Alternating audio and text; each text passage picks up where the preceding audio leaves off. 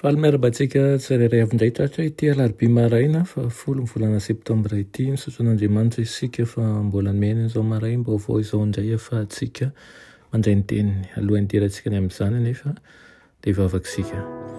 Ry Tompo Andriamanitra eo mbola misotro anao izay satria nomena tombonandro indray ankehitriny mba ahafahanay misitraka amin'ny fahasoavanao fanay mifandray aminao ihany koa. Mandray ny teninao izay amin'ity maraina ity.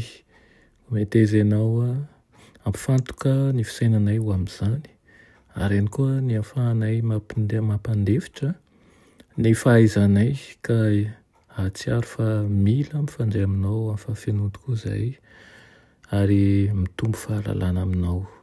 Metezenao mangy ny isa-tokantrano tsirairay avy eto amin'ny anaran'i Jesosy. Amen. Lohateny mofinainantsika androany dia manao hoe mijoroa vavolombelona.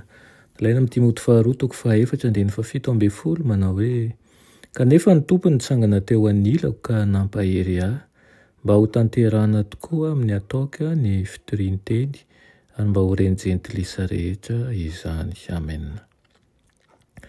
Manapa-hevitra tsy amin'ny herin'ny tenanao fa amin'ny hery sy ny fahasoavana avy amin'Andriamanitra ny an'olo tena ho azy amin'izao ankehitriny izao. Atolory azy ny herinao sy ny fahaizanao rehetra.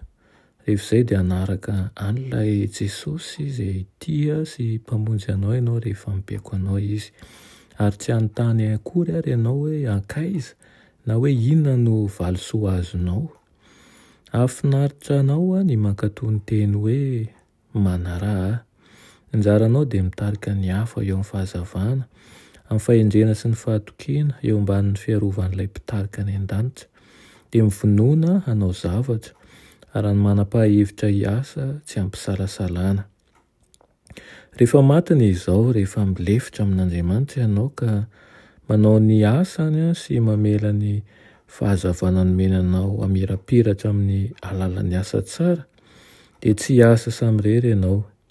Eo mandrakariva ny fahasoavan'Andriamanitra, miara-miasa amin'ny ezaka tsirairay, ho fanazavana an'ireo tsy ampy fahalalana sy ireo izay tsy mahafantatra fa efa tomotra tokoa ny fiafaran'ny zavadrehetra.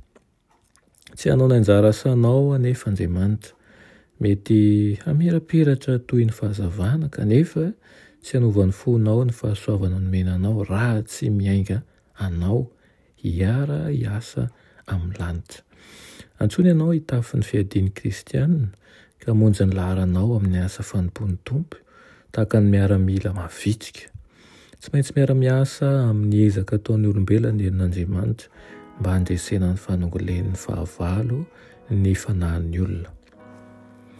Aoka ny fonao ho entan'ny mpitiavana ho an'ireo fanavery manekea ho taomina araka ny fitarihana avy any an-danitra ambony.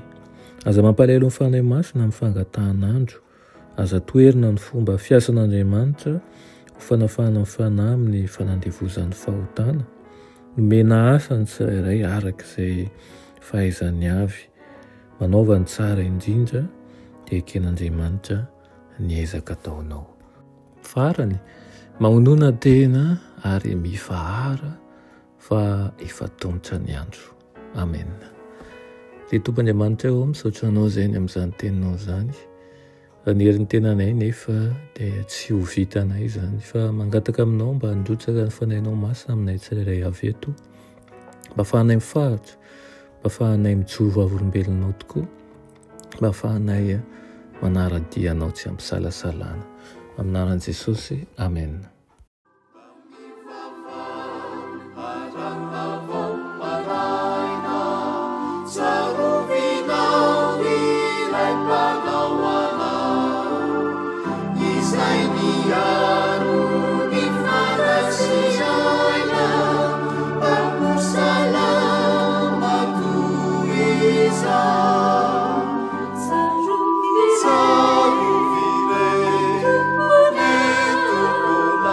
Savior.